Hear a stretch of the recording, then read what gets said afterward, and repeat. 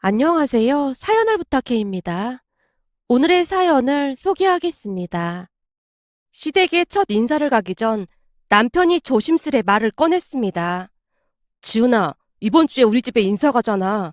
미리 알아둬야 할 게 있는데. 미리 알아둘 거? 뭔데? 가서 보면 알겠지만 우리 부모님이랑 형은 지극히 정상적이거든? 무슨 그런 말이 있어. 정상적이라니. 그러니까 내 말은 우리 형이랑 부모님은 이런 사람들이 또 있을까 싶을 정도로 좋은 분들이거든. 근데 문제는 형수님이야. 형수님이 왜? 설마 그 말로만 듣던 악덕 형님 그런 캐릭터인 거야? 그럼 나 막 구박받아야 하는 거야? 평소 장난기가 많던 남편의 표정이 갑자기 심각해 보였기에 또 장난인가 싶어서 저도 장난스레 말을 했는데요. 구박 그런 건 아니고 좀 많이 특이하다고 해야 하나? 사실 우리 집에 걱정이 하나도 없거든. 근데 유일하게 형수님 때문에 골치가 아플 지경이야. 대체 뭐가 문제인 건데? 그게 형수님이 눈물이 좀 많다는 게 문제야. 그게 무슨 문제가 돼. 대부분 여자들은 눈물이 많기 마련이야. 물론 나도 좀 이해가 안 되긴 하지만 특히나 감성적이고 하면 더 그렇더라고. 내 친구 현미도 눈물이 진짜 많은 편인데 영화 보다가 허구한 날 눈물을 흘리거든? 같이 영화 보기 창피할 정도라니까.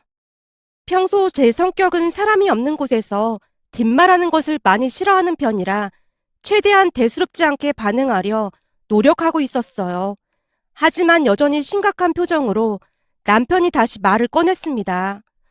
이게 그냥 평범한 정도가 아니라 도가 좀 지나쳐. 형수님 때문에 엄마가 신경쇠약에 걸릴 지경이거든. 뭐? 신경쇠약? 어느 날부터 엄마가 피곤하고 두통도 심하고 손도 떨리고 불면증까지 있다고 해서 병원에 갔더니 신경쇠약이라고 하더라고. 근데 문제는 형수님이 집에 온다고 하면 그 증상이 더 심해진다는 거야. 그러니까 전날 형이랑 형수님이 집에 온다고 하면 엄마가 잠도 잘 못 자고 내내 한숨만 쉬고 있거든. 아니 대체 눈물 많은 거랑 그런 게 무슨 상관이 있다는 거야? 난 도무지 이해가 안 되는데? 형수님이 우는 정도가 좀 심각한 정도야. 그냥 툭 하면 우는데 처음에는 안 그랬거든. 근데 그 사건이 있은 이후로 시작이 됐어. 라며 남편이 지나간 일들을 이야기하기 시작했습니다. 형님이 처음부터 그랬던 건 아니었다고 합니다. 물론 아주버님과 사귀는 동안에도 서로 다투고 나면 자주 눈물을 흘리긴 했지만 그냥 평범한 수준이었다네요. 그러던 어느 날 그 사건이 발생을 했다는데요. 그러니까 두 사람이 결혼을 하고 얼마 뒤 아주버님이 회사에 회식이 있다고 말을 하고는 연락이 두절된 채 외박을 했답니다.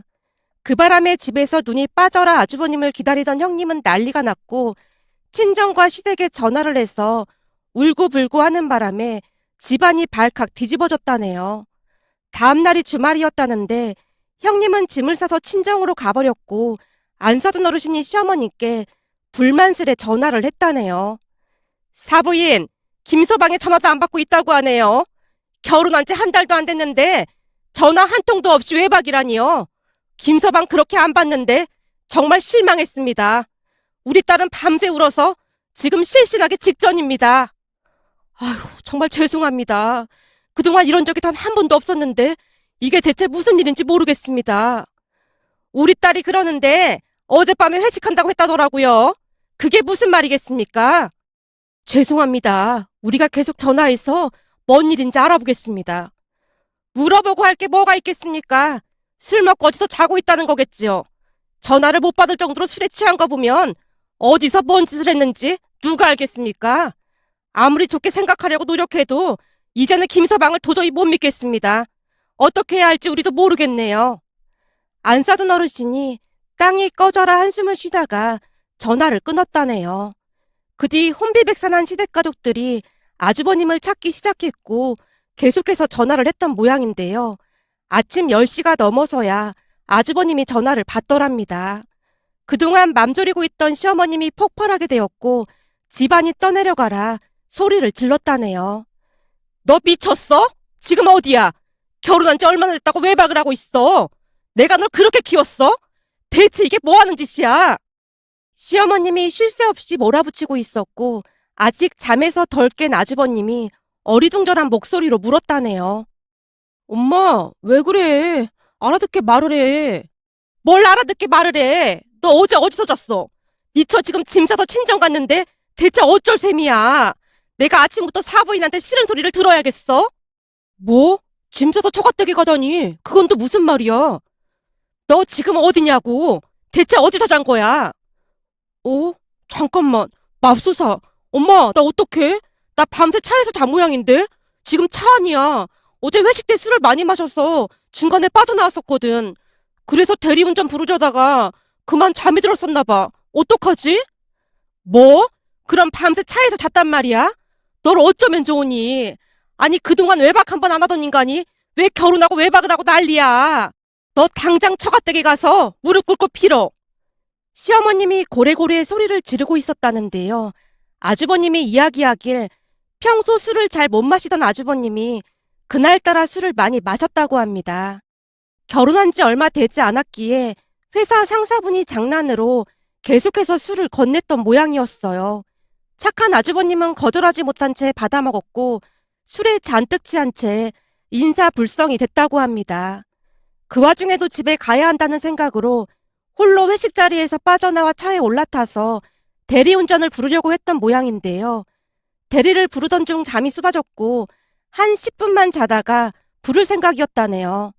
그런데 그만 그대로 잠이 든 채 아침이 되었던 것이죠. 결국 아주버님은 처갓댁에 가서 무릎까지 꿇고 빌고 또 빌었다고 합니다.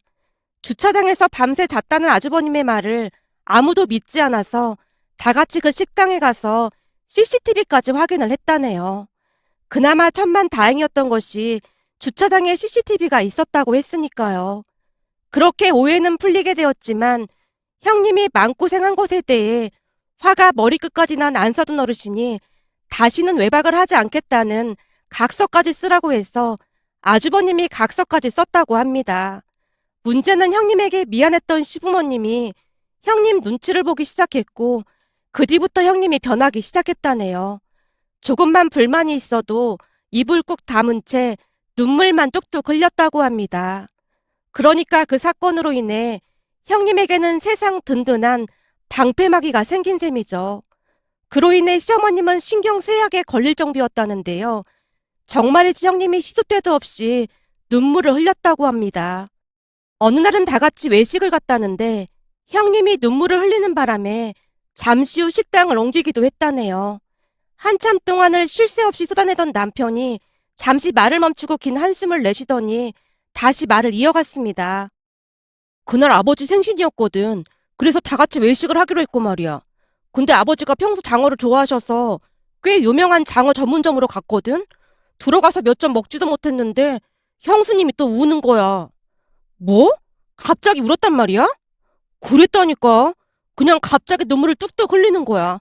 그래서 엄마가 눈치를 보면서 물었어. 왜 그러냐고. 그랬더니 형수님은 장어를 안 좋아하는데 괜찮냐고 묻지도 않고 장어집에 왔다면서 눈물을 뚝뚝 흘리더라니까. 그게 무슨 소리야. 그날은 아버님 생신이었다며. 내 말이 그 말이야. 어찌나 기가 막히던지 내가 한 소리 하려고 했는데 엄마가 말리더라고. 결국 장어 몇 점 먹지도 못하고 형수님이 좋아하는 한우 먹으러 갔어. 뭐? 장어 먹다가 옮겼다고?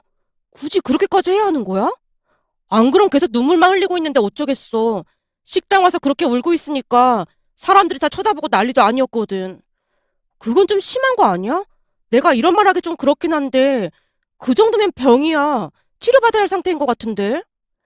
그때 제 마음은 진심이었고 아프면 치료를 받는 게 맞다는 생각뿐이었거든요. 근데 이게 참 웃긴 게 형이랑 둘만 있을 때는 안 그런데 그러니까 우리 부모님한테만 그런다는 거야.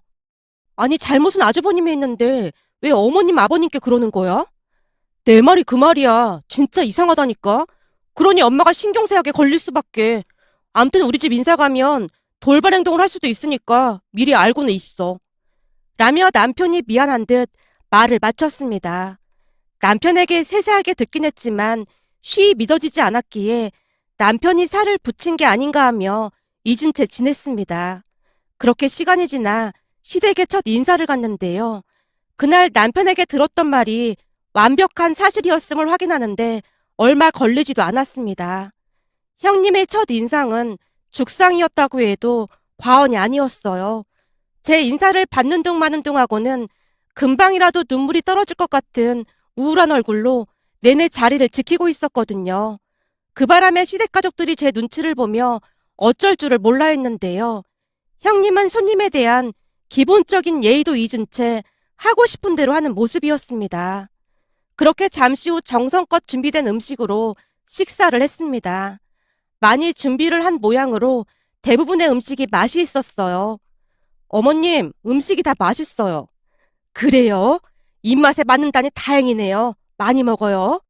여기 이 전복 버터구이도 먹어봐요. 오늘 손님 온다고 어제 얘들 이모가 주고 갔어요. 전복이 아주 신선해서 맛이 좋더라고요. 정말요? 어쩐지 엄청 맛있더라고요. 시어머님이 손수 제 쪽으로 전복을 밀어주고 있었는데요. 그 모습을 가만히 지켜보고 있던 형님의 얼굴이 일그러지는 듯 하더니 밥상 앞에 앉은 채로 훌쩍이고 있는 게 아니겠어요?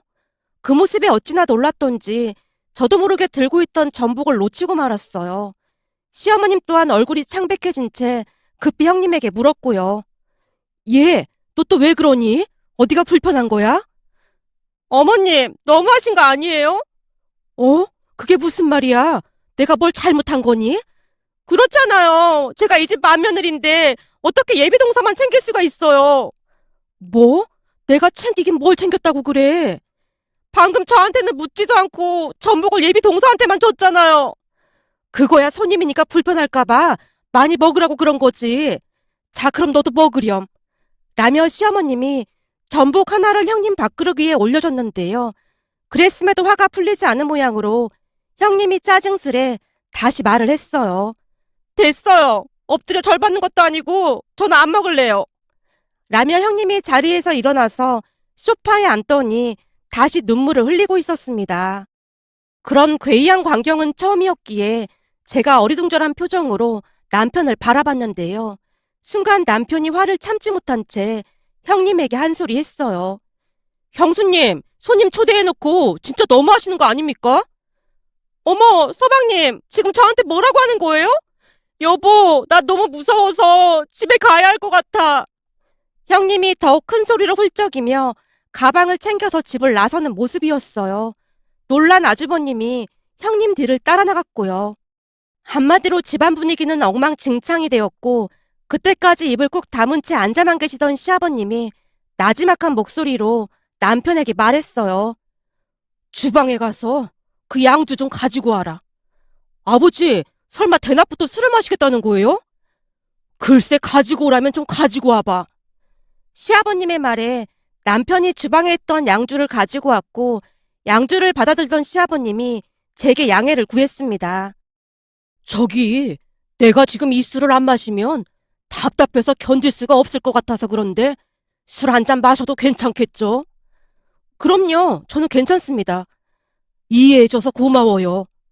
시아버님이 양주를 따라서 단숨에 들이키고 있었습니다. 그 순간 옆에서 한숨만 내쉬던 시어머님도 단숨에 양주를 따라서 벌컥벌컥 들이키고 있었어요. 놀란 남편이 시어머님을 말렸습니다. 엄마, 이게 물인 줄 알아? 이게 얼마나 독한데 그렇게 마셔? 내가 지금 안 마시게 생겼어? 진짜 해도 해도 너무하잖니? 그래도 이렇게 마시면 큰일 나. 남편이 시어머님을 말리고 있던 순간 시어머님이 제게 물었어요. 첫 만남에 이런 거 물어봐도 될지 모르겠는데. 괜찮습니다. 물어보셔도 됩니다. 그래요, 그럼. 내가 진짜 궁금해서 그러는데 혹시 평소 눈물이 많은 편인가요? 네? 눈물이요? 그러니까 평소 많이 울고 그러냐고 묻는 거예요. 나 지금 무진장 심각하니까 정직하게 말해줬으면 좋겠네요. 저는 평소 좀 독하다는 소리를 들으면 들었지 눈물이 많은 편은 아닙니다. 정말이에요? 그럼 시도 때도 없이 울고 그러진 않겠네요. 아마도 그럴걸요? 그 말이 저도 모르게 튀어나와서 당황하고 있었는데요. 순간 시부모님 얼굴이 밝아지고 있었습니다. 그리고는 형님의 행동에 대해 정중하게 사과를 했어요. 오늘 많이 놀라게 해서 정말 미안해요.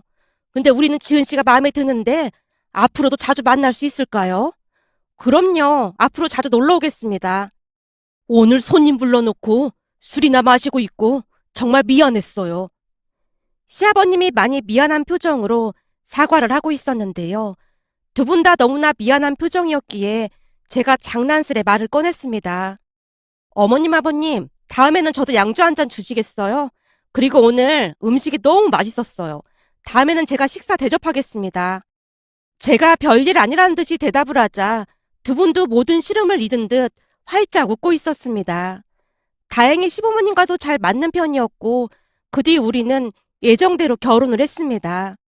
문제는 결혼을 하고도 형님의 말도 안 되는 행동은 계속되었기에 시간이 지날수록 불편할 수밖에 없었습니다.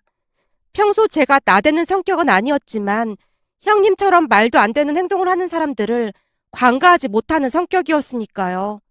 그렇게 3달 정도가 지났을 무렵 그날은 시부모님과 식사를 하기 위해 시댁으로 향했습니다. 아주버님 부부도 와 있었기에 먼저 인사를 했는데요.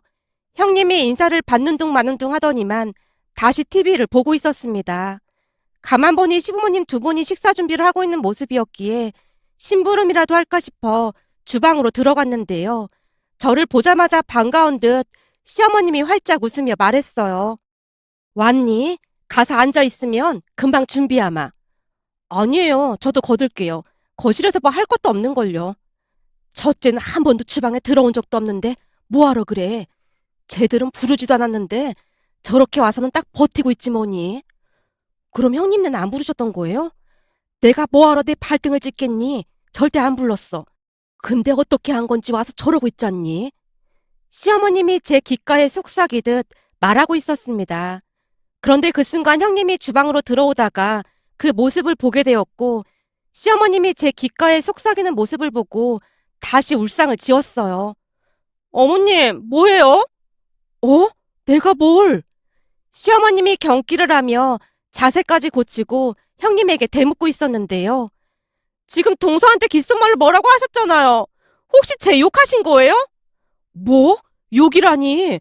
넌 날 뭘로 보고 그런 말을 하는 거니? 그러면 귓속말로 하신 거예요. 동서, 어머님이 뭐라고 하신 거야?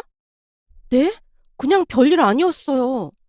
너무나 갑작스레 물어보는 바람에 제가 급히 둘러대고 있었는데요. 그게 더욱 오해를 불러일으켰던 것인지 형님의 코와 입이 실룩실룩 경련을 일으키는 것 같더니만 이내 눈물을 흘렸습니다. 그 순간 저도 이성을 잃고 말았는데요. 사실 그 정도면 제 성격상 많이 참았다고 해도 과언이 아니었으니까요. 그나마 형님이 시댁 가족이었기에 참아줬던 것뿐이었습니다. 그렇게 형님이 눈물을 뚝뚝 흘리고 있던 순간 저도 모르게 주방 바닥에 자리를 잡고 발라당 드러누워서는 집안이 떠내려가라 울부짖었습니다. 형님, 나는 아무 짓도 안 했어요. 안 했다고요. 근데 왜 나한테 뭐라고 하는 거예요? 어머님, 아버님, 저는 억울해서 이렇게는 못 살겠습니다. 대충 그런 식으로 울부짖었던 것 같은데요. 나중에는 팔과 다리, 그리고 머리까지 마구마구 흔들어대면서 집안이 떠내려가라 울부짖어댔습니다. 머리를 바닥에 너무 흔들어대서 뒤통수가 쓰라릴 정도였으니까요. 제가 어찌나 큰 소리로 울어댔던지 형님이 눈물을 멈춘 채 눈을 요리조리 돌려가며 눈치만 보고 있었습니다.